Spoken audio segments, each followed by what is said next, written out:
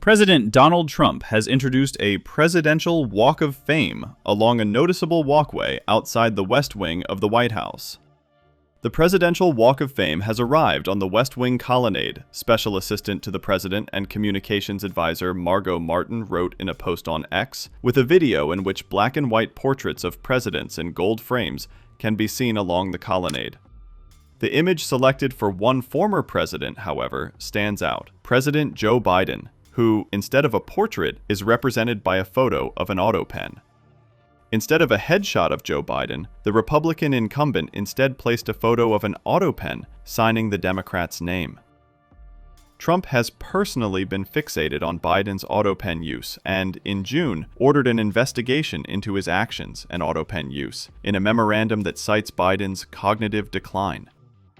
The memo also orders that the investigation include any activity, coordinated or otherwise, to purposefully shield the public from information regarding Biden's mental and physical health.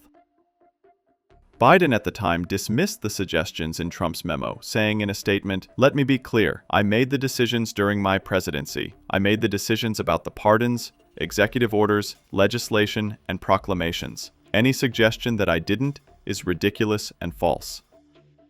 Trump previously suggested that an auto pen image would replace his predecessor's portrait.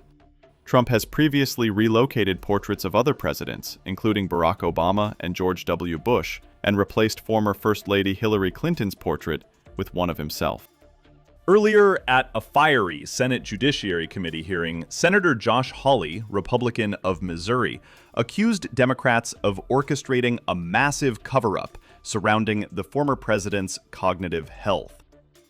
Thank you, Mr. Chairman. Thanks to all the witnesses for being here. You know, the visual, sometimes it really is true. A picture speaks louder than words. It's worth 1,000 words. And here, all you have to do is look over at this side of the dais to see that the stone wall continues.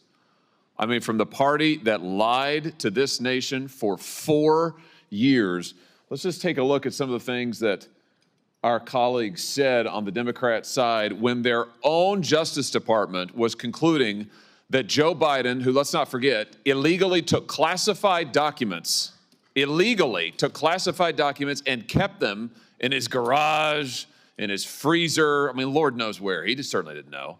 Their own Justice Department interviewed the guy and concluded he could not form the requisite mental state to stand trial. He did not have the mental ability to stand trial. And what did our Democrat colleagues say? Vice President Harris says, "Oh, no, the way that the Hur report characterized the president is so wrong. The president's demeanor is totally fine." Senator Smith, what the Hur said about the president not remembering his son's death, so unfair. Senator Kaine said this is grandstanding. Senator Fetterman said it's just cheap shots.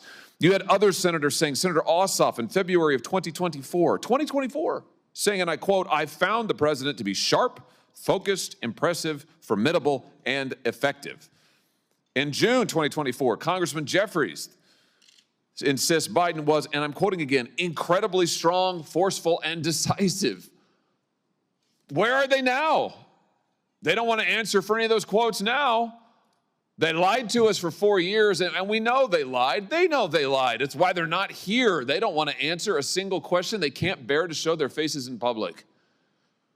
And you know what? It's right that they can't do that, because the bill of goods they sold this country, they walked this country right into one of the greatest constitutional crises of our history, And now they are afraid to even show up to admit it. These are people, and this is a party that cannot be trusted with power, that cannot be trusted to tell the truth, the most basic truth. They all changed their tunes after Joe Biden debated President Trump, and the whole world could see he couldn't even form a sentence, that running this guy for president again is a form of elder abuse. My, how they changed their tunes after that. Now they can't even show up in public to talk about it. This is embarrassing. But worse than that, it's dangerous. It is dangerous for this country. Mr. Wold, I want to pick up on something you just said a second ago about the OLC and their opinion as to when an auto pen can be used. Just be clear about this. Auto pen means not signed by the person. Auto pen is basically push of a button and it gets signed. OLC says only when the president specifically directs it and it is under his direct authority. Do I basically have that right? That's correct, Senator. So based on the facts we know, did that happen in this case with all of the pardons and clemencies and other giveaways that Joe Biden signed? Assuming that the Biden White House complied with sort of traditional practice of presidential administrations and that there was record keeping either from the staff secretary or others, there should be records to indicate either through covering memorandum or briefing books where the president would have signed his signature authorizing this decision. None of that has come forward. That would be very easy to dispel some of these concerns. And I think what we're seeing here is really the auto pen is best understood as sort of a tool of executive convenience. Hold on just a second. I just want you just said something very important. I want to emphasize that. So what you're saying is that there should be, for every time that Biden authorized the auto pen, there should be a record of that.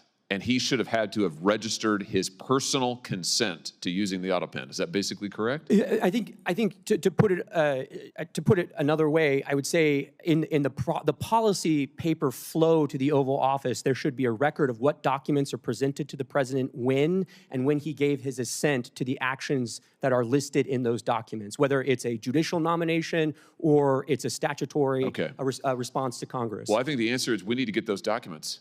And I just say to our friends in the media over here, you guys need to be asking for those documents, and we need to be asking for them, Mr. Chairman. We need to see those documents. And the president, the former president now, can certainly choose to release them. I'm sure they're part of his personal papers, right, Mr. Wold? That's correct. And the first place to start would be the staff secretary's office under President Biden. Oh, so here's the trail. If you want to know, if you want an answer to the question, did Joe Biden actually assent to the use of the auto pen and all, you think of all the people he pardoned, he granted clemency to, murderers, drug dealers, child rapists. Let's find out, did he actually authorize it? There should be a record of it, is what we've learned today. Thank you for that testimony, Mr. Wold. There should be a record of it. So this is a binary question. It's not, oh, we don't know, gee, it's hard to say. No, actually, we can find out. So right now, today, I call on President Biden, former President Biden and his staff, release the documents. You have them, you know you have them, release them. If what you did is legal, and if you're really not embarrassed about it, and you think it was totally constitutional, release the paper flow. Show us the documents where the president authorized the use of the pen for every single pardon and clemency and stay application. Let's see it. Let's see all of it. And if you won't do it, we should subpoena those documents, and we should find out the truth of who was really running the White House, because I think we can see it was not Joe Biden. Thank you all for being here today. Mr. Wold, thanks for your testimony.